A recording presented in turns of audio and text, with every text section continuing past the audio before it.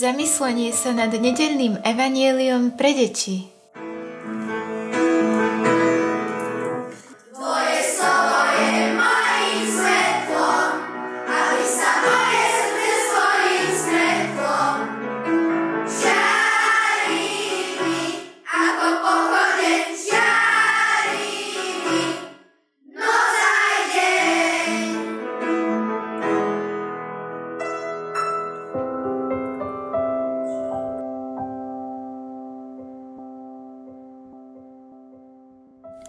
Z Evanjelia podľa Lukáša. Ako vchádzal do ktorejsi dediny, išlo proti nemu 10 malomocných mužov.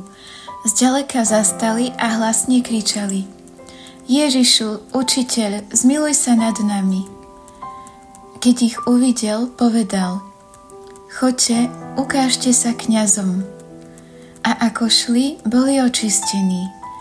Len čo jeden z nich spozoroval, že je uzdravený, vrátil sa a veľkým hlasom velebil Boha.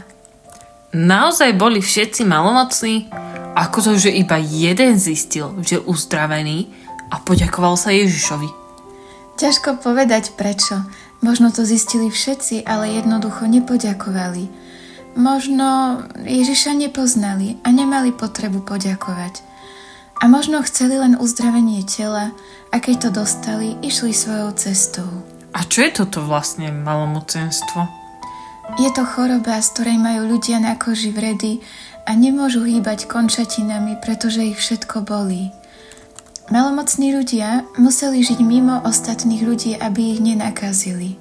Oj, tak to mali teda ťažký život. Aspoň, že sme my zdraví. Áno, Bohu vďaka za zdravie, ale dobre je vedieť, že nás môže postihnúť duchovné malomocenstvo. No počkaj, to je zase čo? Chcem vitamíny, nechcem to dostať.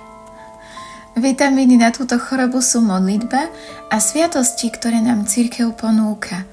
Duchovne malomocní sme vtedy, keď sme napríklad nainfikovaní závisťou, alebo lenivosťou, alebo sebectvom, lebo to nám bráni pomáhať, deliť sa, počuť Božie slovo, ale aj vidieť svojho brata. Aha, chápem. Budem sa brániť proti tomu malomocenstvu modlitbou a budem aj chodiť do kostola s rodičmi. Aj Božie slovo si vypočujem.